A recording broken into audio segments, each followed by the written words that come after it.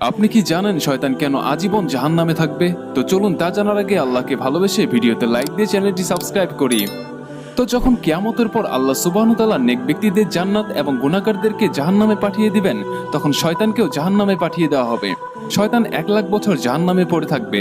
তখন আল্লাহ সুবহানাহু ওয়া তাআলা হুকুম দিবেন, শয়তানকে জাহান্নাম থেকে নিয়ে আসো, এবং হযরত আদম আলাইহিস সালামকেও জান্নাত থেকে নিয়ে আসা হবে। তারপর আল্লাহ রাব্বুল আলামিন শয়তানকে বলবে, হে শয়তান, তুই আমার নাফরমানি করেছিলি যখন আমি তোকে হযরত আদম আলাইহিস সালামকে সিজদা করতে বলেছিলাম। আজ হযরত আদম আলাইহিস সালাম তোর সামনে দাঁড়ানো, আজ যদি তুই তাকে সিজদা করিস তাহলে আমি তোকে ক্ষমা করে দিব। তখন শয়তান বলবে, হে আল্লাহ, যখন আপনি আদম আলাইহিস সালামকে সৃষ্টি করেছিলেন তখন আমি তাকে সিজদা করতে অস্বীকার করেছিলাম, আর যখন সে কবরে ছিল তখনও আমি সিজদা করতে অস্বীকার করেছিলাম, আর আজও আমি তাকে সিজদা করব না।